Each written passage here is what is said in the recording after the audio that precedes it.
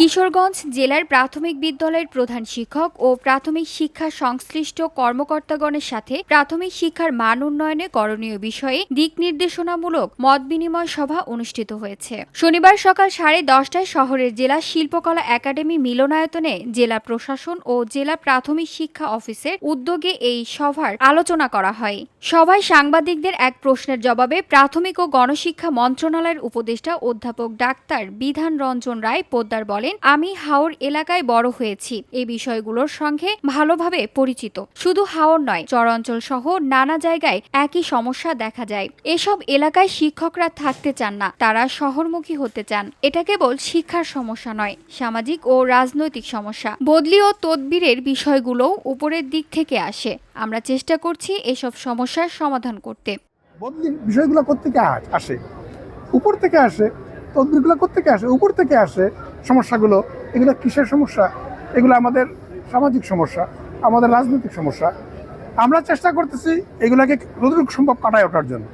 এখন আমরা চেষ্টা করে যাব, দেখা যাক কতটুকু পারি আমরা করতে। তিনি আরও বলেন, হাওর অঞ্চলের দারিদ্র মানুষরা যখন কাজের অভাবে পড়েন তখন পুরো পরিবার নিয়ে অন্যত্র চলে যান। এর সঙ্গে বাল্যবিয়ে ও নানা কারণে শিক্ষার্থীদের ঝরে পড়ার হারও বেশি। এখন আমরা এসব সমস্যা কাটিয়ে ওঠার জন্য কাজ করছি।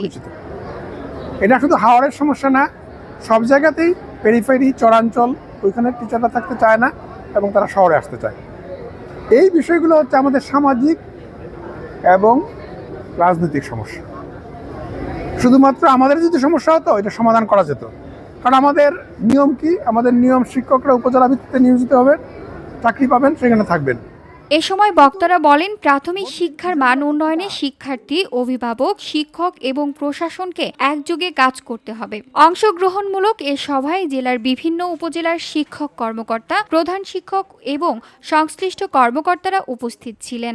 সভায় প্রধান অতিথি হিসেবে উপস্থিত ছিলেন প্রাথমিক ও গণশিক্ষা মন্ত্রণালয়ের উপদেষ্টা অধ্যাপক ডক্টর বিধান রঞ্জন রায় পোদ্দার। বিশেষ অতিথি হিসেবে উপস্থিত ছিলেন প্রাথমিক ও গণশিক্ষা মন্ত্রণালয়ের সচিব জনাব আবু তাহের মোহাম্মদ মাসুদ রানা।